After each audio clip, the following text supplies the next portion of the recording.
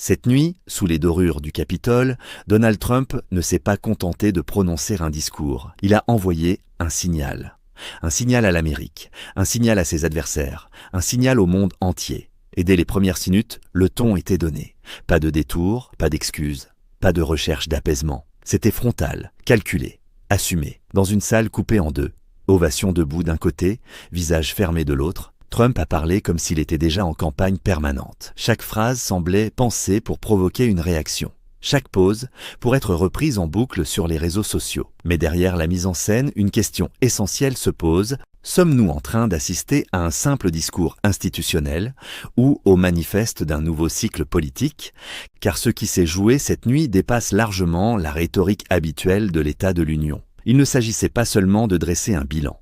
Il s'agissait de redéfinir une vision, de l'économie, des frontières, du rôle militaire, du rapport aux alliés, et surtout de redéfinir ce que signifie l'Amérique d'abord. Ce discours pourrait marquer un tournant, soit comme le moment où une partie du pays se sent confortée, soit comme celui où les fractures scellées se creusent encore davantage. Une chose est sûre, rien n'était improvisé. Et les conséquences, elles, pourraient être bien réelles. Alors accrochez-vous, parce qu'on va décrypter ce qui a vraiment été dit, et surtout, ce que ça implique pour la suite. Entrons maintenant dans le cœur du discours. Parce que si vous deviez retenir une seule chose de l'intervention de Donald Trump, ce serait celle-ci. L'économie est le champ de bataille principal. Dès les premières minutes consacrées à ce thème, le président a martelé un message simple, presque martelé comme un slogan. Croissance, puissance, indépendance. Selon lui, l'Amérique ne doit plus dépendre des chaînes d'approvisionnement étrangères. Elle doit produire chez elle, investir chez elle, créer des emplois chez elle. Et ce n'est pas anodin. Depuis plusieurs années, les États-Unis, comme beaucoup de pays occidentaux, ont été confrontés à des perturbations majeures. Inflation, tensions commerciales, rivalité stratégique, relocalisation industrielle. Trump s'inscrit dans cette dynamique, mais avec une ligne encore plus assumée. Le protectionnisme stratégique. Il a promis de nouvelles baisses d'impôts pour les entreprises américaines, davantage d'allègements réglementaires, un soutien massif au secteur industriel clé, énergie, technologie, défense. Son argument est clair, moins de contraintes, c'est plus d'investissements, c'est plus d'emplois. Sur le papier, le raisonnement est simple, et politiquement, il est redoutablement efficace, car parler d'emploi, c'est parler directement aux classes moyennes. Parler d'usines qui rouvrent, c'est parler à l'Amérique industrielle, celle des États clés, celle qui fait basculer les élections. Mais derrière cette promesse de renaissance industrielle, il y a une stratégie plus large. Trump défend une vision où la puissance économique est une arme géopolitique. Produire plus chez soi, c'est dépendre moins des autres. Dépendre moins des autres, c'est être plus libre dans ses décisions diplomatiques et militaires. C'est une logique de souveraineté économique. Cependant, cette approche soulève plusieurs interrogations. Premièrement, le coût. Relocaliser, protéger, taxer les importations. Tout cela peut entraîner une hausse des prix à court terme. Et dans un contexte où le pouvoir d'achat reste une préoccupation majeure, le risque politique existe. Deuxièmement, les relations commerciales. Si les États-Unis durcissent leur politique douanière, leurs partenaires pourraient riposter. Et l'histoire économique montre qu'une guerre commerciale ne fait rarement que des gagnants. Mais dans son discours, Trump ne s'est pas attardé sur ces nuances. Il a choisi la clarté du message. Nous allons gagner. Nous allons produire. Nous allons redevenir la première puissance industrielle. Ce langage volontairement direct vise à inspirer confiance, à projeter une image de maîtrise. Et c'est là tout l'enjeu. Ce passage du discours n'était pas seulement économique. Il était identitaire. Il s'agissait de redonner le sentiment de contrôle à une partie de la population qui estime l'avoir perdu face à la mondialisation. Alors, question centrale. Cette stratégie peut-elle réellement renforcer durablement l'économie américaine? Ou risque-t-elle d'isoler davantage le pays dans un monde interdépendant? Ce qui est certain, c'est que pour Trump, la prospérité nationale passe d'abord par la souveraineté économique. Et ce principe pourrait bien structurer l'ensemble de son projet politique.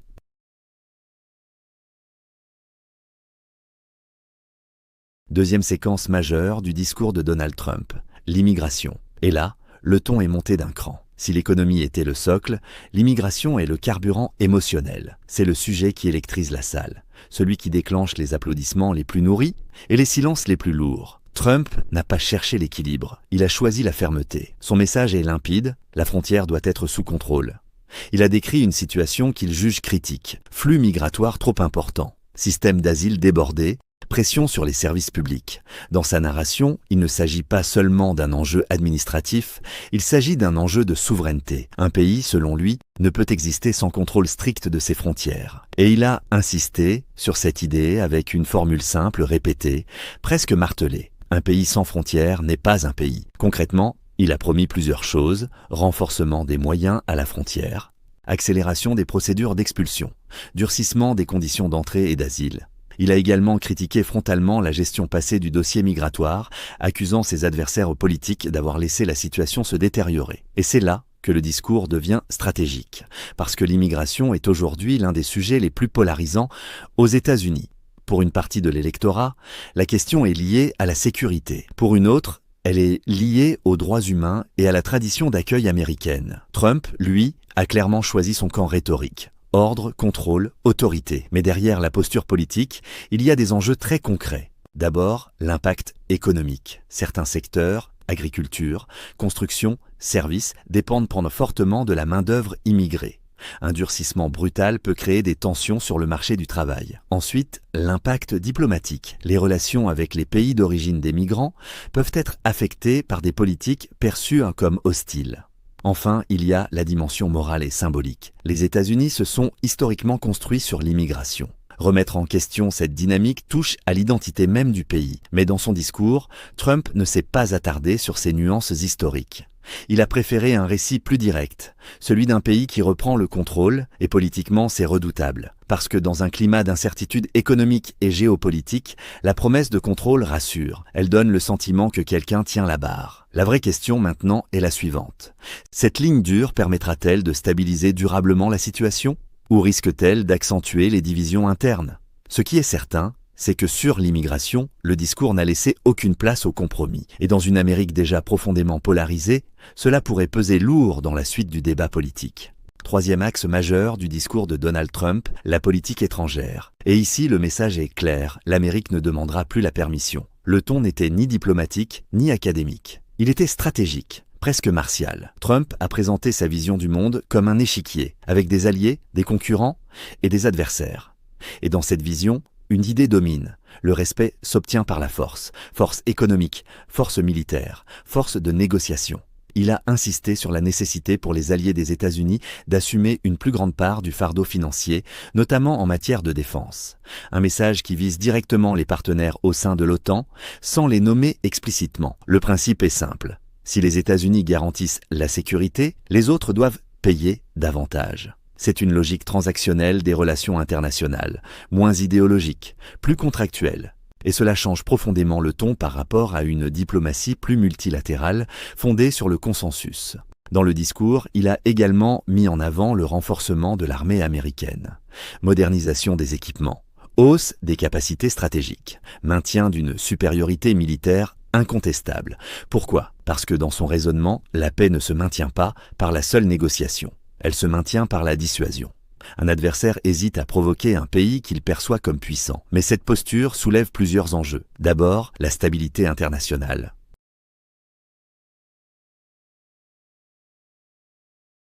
Une diplomatie basée principalement sur le rapport de force peut générer de la fermeté, mais aussi des tensions. Ensuite, la relation avec les grandes puissances concurrentes. Dans son discours, Trump a évoqué la nécessité de défendre les intérêts américains face aux puissances émergentes, notamment sur le plan économique et technologique. Là encore, la souveraineté est au centre. Protéger les chaînes d'approvisionnement, protéger les technologies sensibles, protéger les infrastructures stratégiques. C'est une vision du monde moins coopérative, plus compétitive. Mais politiquement, cette ligne a une cohérence. Elle parle à un électorat qui estime que les États-Unis ont parfois trop donné, trop financé, trop soutenu, sans retour équivalent. Trump transforme cette frustration en doctrine.